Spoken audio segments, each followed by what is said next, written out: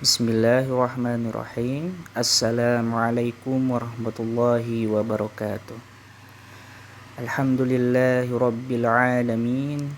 Wassalatu wassalamu ala rasulillah. Amma ba'd.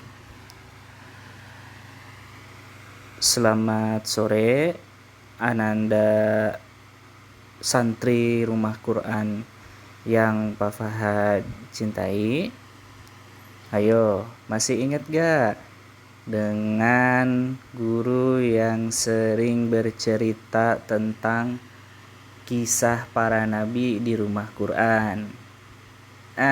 Tepat, yaitu Bapak sendiri, Pak Fahad. Oke, sudah lama, hampir berapa bulan kita tidak ketemu. Ya, semenjak ada wabah COVID-19, kita jadi tidak bertemu lagi.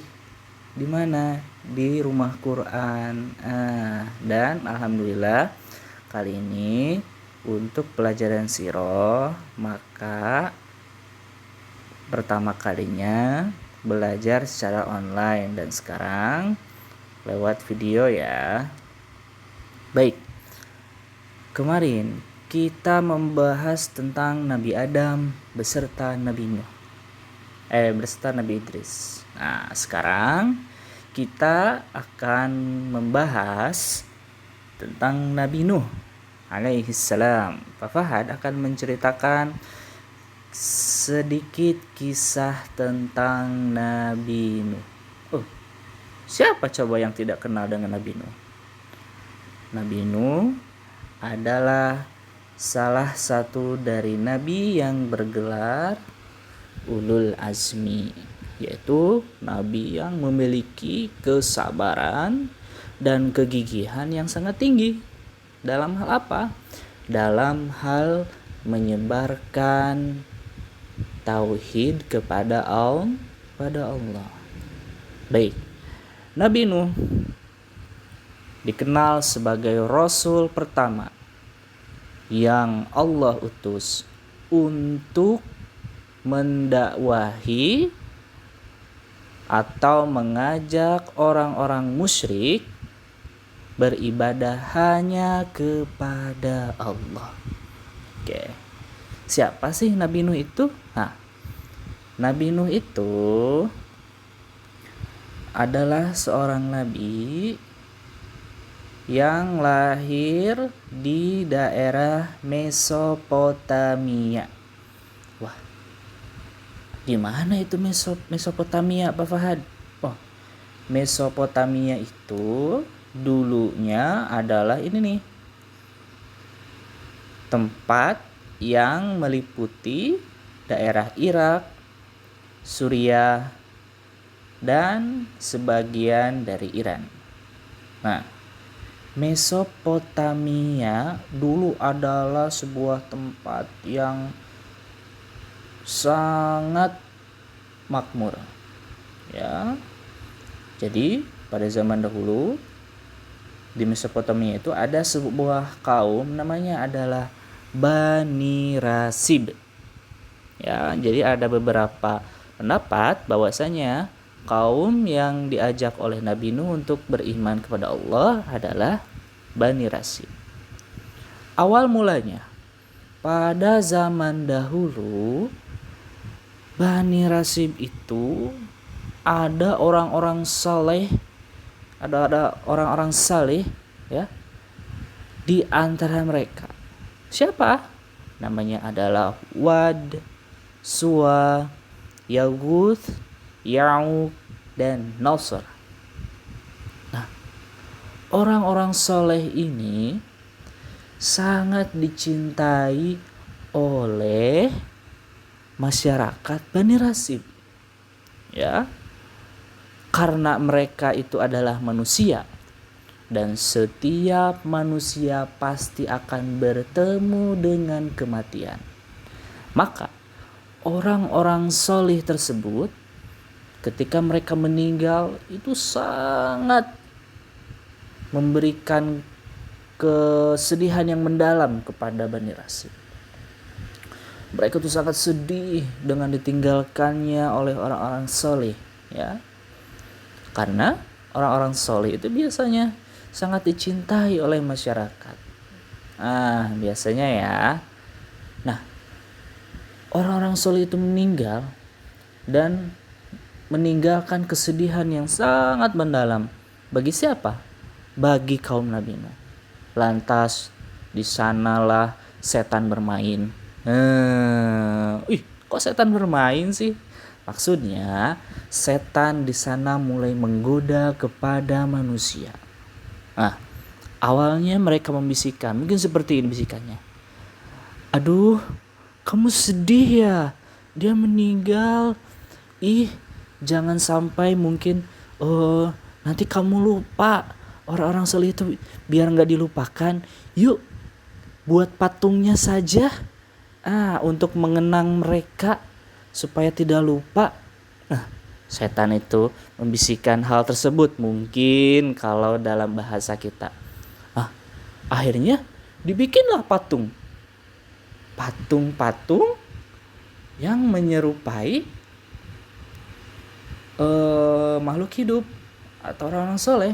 Tapi di sebagian ulama, sebagian pendapat mengatakan bahwasanya patung-patung tersebut beda bentuk. Ya.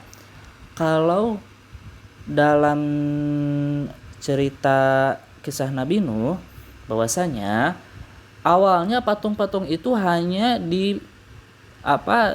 dipakai untuk mengenang saja, artinya biar ingat kepada orang-orang soleh tersebut.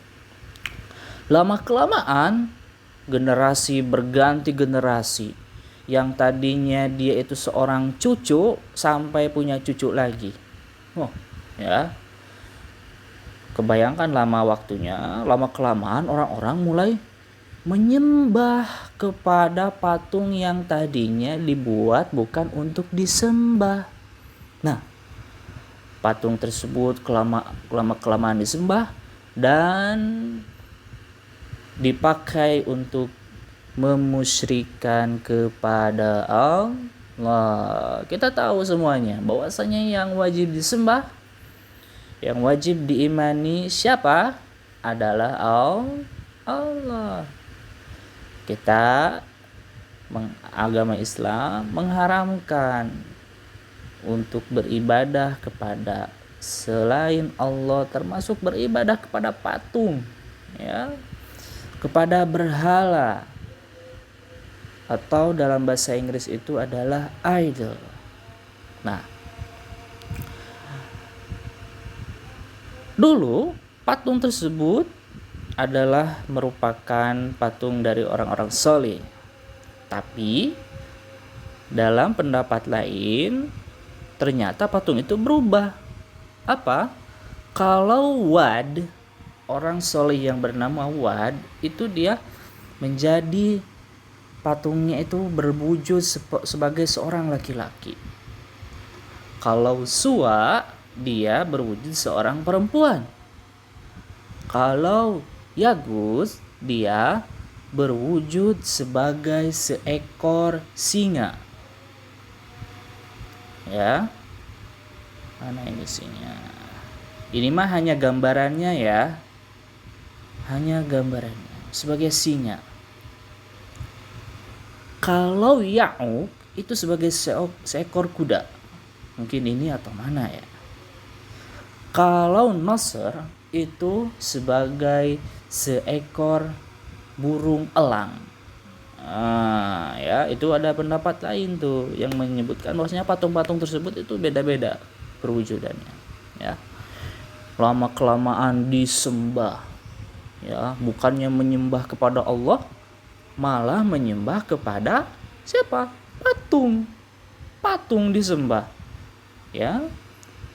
Kalau patung jatuh, dia bisa bangun sendiri nggak bisa, ya. Maka dari itu menyembah patung adalah sebuah kebatilan atau sebuah kesesatan. Lalu di sanalah Nabi Musa diutus oleh Allah untuk apa? Untuk menyeru Bani Rasi atau kaum Nabi Nuh untuk menyembahnya kepada siapa? Hanya kepada Allah, dan meninggalkan berhala apapun bentuknya, siapapun nama patungnya, ya, tidak boleh disembah kecuali hanya menyembah kepada Allah, ya. Jadi orang Islam itu melarang kita menyembah patung. Bahkan ada sebagian ulama yang tidak membolehkan.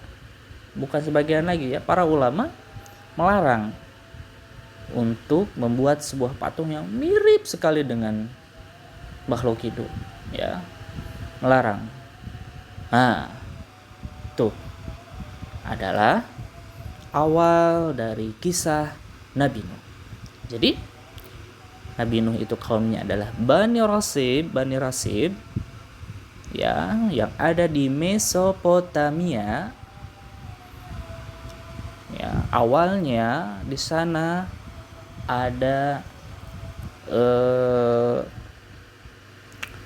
ada sebuah kaum yang di dalamnya tinggal orang-orang solih. Ketika meninggal orang-orang solih tersebut dijadikan patung yang lama-kelamaan disembah. Lalu di sanalah turun Nabi Nuh, diutus oleh Allah untuk apa? Untuk memberantas kemusyrikan. Baik, sekian dulu kisah tentang Nabi Nuh. Nanti kita akan lanjutkan di hari Rabu depan. Tugasnya adalah menceritakan kembali, ya, sangat simpel, sangat sederhana, tentang kisah Nabi Nuh yang telah Bapak ceritakan. Oke? Nanti dikirimkan dalam bentuk voice note, ya, dikirimkan ke Pak Fahad. Baik. Assalamualaikum warahmatullahi wabarakatuh.